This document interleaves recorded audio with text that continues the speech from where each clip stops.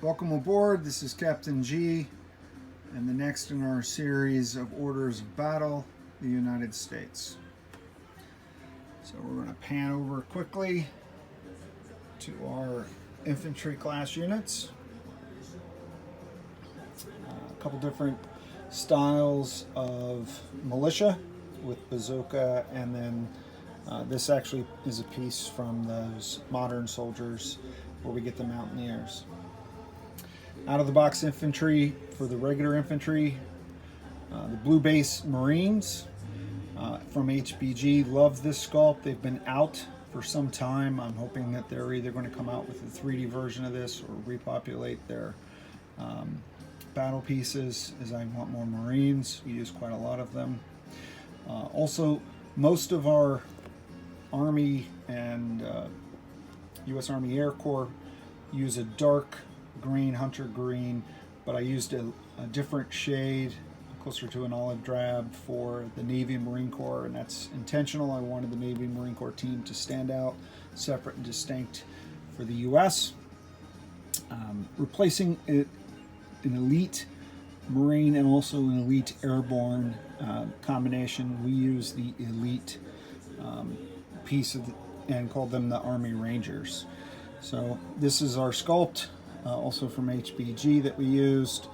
The World War II Rangers marker gets covered when you put the piece on it, and I wanted to be able to see Rangers, so I think that's from their NATO collection. But we use Rangers as our elite Marines, and we had a house rule that made them elite airborne essentially, so that works out well for us. And then the regular airborne troops with the white base, and our mountain troops with the dark brown base. Artillery class unit, house rule fixed anti-air, the out-of-box anti-air, which we supplemented from HBG in anticipation of version 4 rules where it looks like anti-air is going to be much more effective. Field artillery, heavy artillery, advanced technology with the red barrel. And then if you zoom in close, you can see the dark blue on the self-propelled artillery, and then the advanced or heavy self-propelled artillery that we use. Transitioning to vehicle class units, we did not make any U.S. cavalry. I haven't seen any U.S. player buy cavalry, and with the version 4 rules that once they go to war they can't buy any, I don't see that coming up, but if I need to, I can always paint some later. We have, of course, our house rules armored car that fill that purpose anyway. A Marine version of the motorized infantry, just a different color and a different decal. Not that the Marine Corps motorized infantry gets used very much. Most of the islands in the Pacific are a single space, so the ability to move to isn't all that useful to the Marines, but it's an option. Mechanized infantry, advanced mechanized infantry with red, and then our tanks. Light tank is a Chaffee with the light green. I just replaced all my out-of-box tanks from Axis and Allies with these Shermans. Had an opportunity to get some on sale, and these really looked good. So I have both Army and Marine Corps versions of them.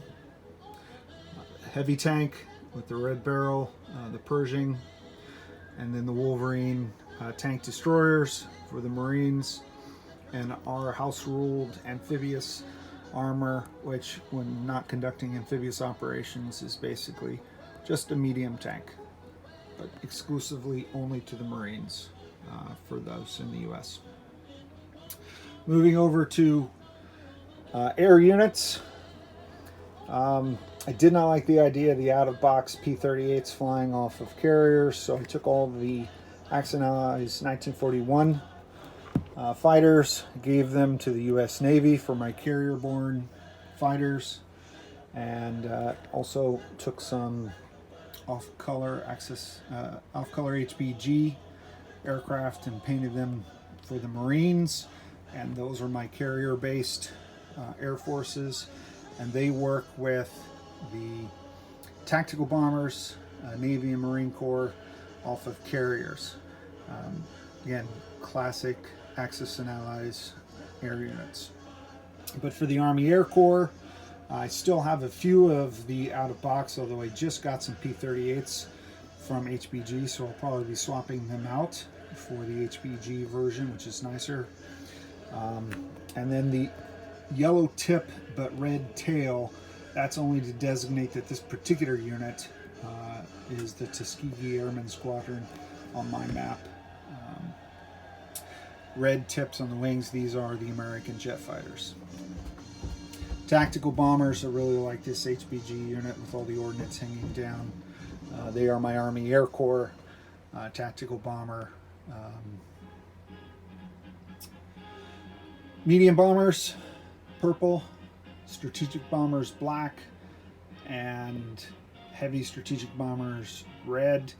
Couldn't find a US bomber with 6 engines, but the bomber itself is noticeably bigger, and our engines are more efficient, I guess, than the Axis, so we only need 4 of them, whereas they need 6. Don't know what the logic is there, but it works for me. Classic Axis and Allies air transport. And then the new, this is a new unit from HBG. They're American heavy transports. I use the later style decal because I assume they're going to be coming in later in the war. And I like that style, and that's what I put on my planes for the America game, since it's supposed to be a post World War II game. And then finally, the last air unit down here in the water is the American seaplanes, which I have a few painted Navy, I've got 1 Marine, I even have 1 Army Air Corps, since in the US all the services used seaplanes. Going to transports. So I have in the middle the classic out-of-box transport. I gave the US all of the transports that came in those games. I wanted each country to have a unique transport. The Higgins boat on the left is a new piece I just got from Alternate Ending Games. I'm debating between using it as my Marine Corps transport in the Pacific and then giving all the other transports to the Army to use in the Atlantic and the Med, or replacing my advanced transports, which I still like that sculpt as well. So I'm not sure what I'm going to do with them, but I figure it's better to have it than not have. The US out-of-box destroyer in green. I have 2 pieces for the US that I use as light cruisers because neither were big enough to me to represent heavy cruisers, and I didn't have enough of either one of them just to stand by themselves. So we use them interchangeably, different classes of ships. It's one of the few exceptions where I have more than one sculpt for the same class of ship. Heavy cruiser in purple, and then the battle cruiser in black.